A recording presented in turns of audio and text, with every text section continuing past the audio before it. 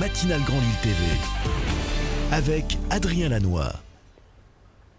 La météo, tout d'abord dans ce journal avec un temps beaucoup plus ensoleillé aujourd'hui, un temps en sec et un ciel bien dégagé toute la journée.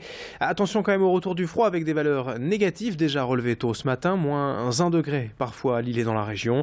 Cet après-midi de 6 à 7 degrés de prévu pour les maximales. On en reparle après le journal. La première information, la première image ce matin à la une, c'est donc à Calais le démantèlement partiel de la jungle finalement repoussé. Sur ces images, vous le voyez, la juge du tribunal administratif de Calais a visité le camp hier matin et a annoncé dans la foulée qu'elle ne rendrait pas de décision avant aujourd'hui, voire même peut-être demain. Quelques heures de répit donc pour les 3500 migrants visés par l'arrêté d'évacuation de la partie sud du bidonville. L'ultimatum de la préfecture du Pas-de-Calais était fixé pour hier 20h, mais personne n'a donc quitté les lieux. Sur place, les migrants se disent déterminés à rester, mais savent aussi que la jungle est aujourd'hui en sursis. Écoutez la réaction du directeur de cabinet de la préfecture du Pas-de-Calais hier à la sortie du référé du tribunal administratif. Des propos recueillis par Alison Pelletier.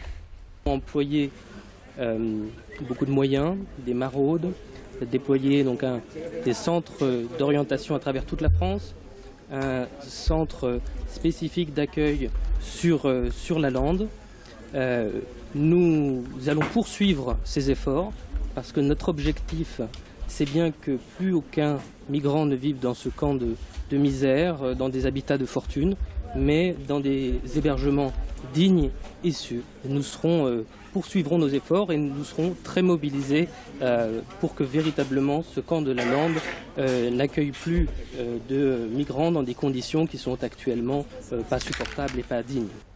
Et on a appris hier à ce propos que la Belgique a décidé de renforcer ses contrôles à la frontière avec la France.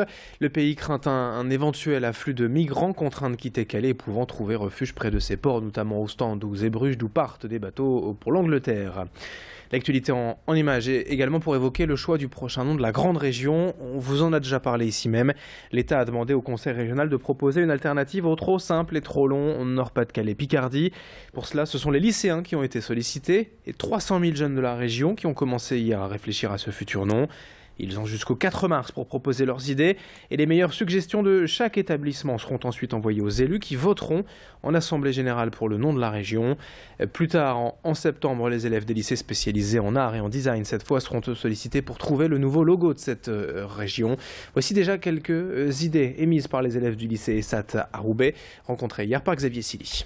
J'avais imaginé le Grand Nord parce que c'est un nom qui déjà passe bien, enfin il sonne bien, le son est intéressant et aussi c'est un nom qui peut facilement s'exporter à l'étranger. On a choisi le nom Capinord parce que c'est les premières syllabes de Nord-Pas-de-Calais-Picardie.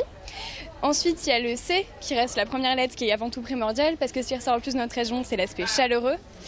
Et après Capi, c'est aussi le début de capitale et donc le Nord, la capitale du Nord, c'est aussi un endroit stratégique au niveau de l'Europe. J'ai pensé à l'étoile Nord, parce que à la base l'étoile Nord parce que l'étoile c'est international, Noir parce qu'on était branchés charbon avant et ils ont l'air un peu branchés Star Wars aussi avec la vidéo qu'on a vue et l'étoile Nord, je sais pas, c'est juste comme ça.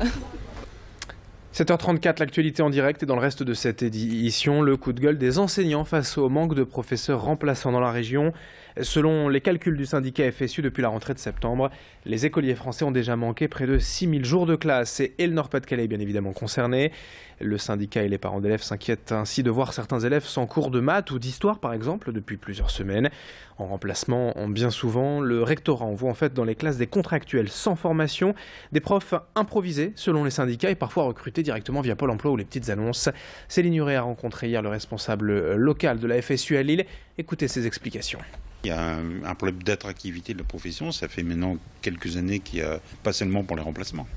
On a du mal de trouver des profs de maths par exemple. Il y a un gros problème aussi en lettres modernes. On est dans une société qui est de plus en plus difficile et ça se ressent sur l'école, sur les élèves. Ensuite, il y a les réformes successives pour nous qui rendent le métier aussi plus pénible, quoi. Il y a une espèce de souffrance au travail par rapport à ça. Et puis, il y a les salaires qui suivent pas du tout, quoi.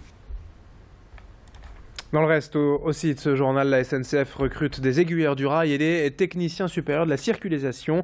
60 postes à pourvoir pour la région Nord-Pas-de-Calais-Picardie, une formation ouverte à toute personne titulaire du bac et qui peut se dérouler en continu ou en alternance.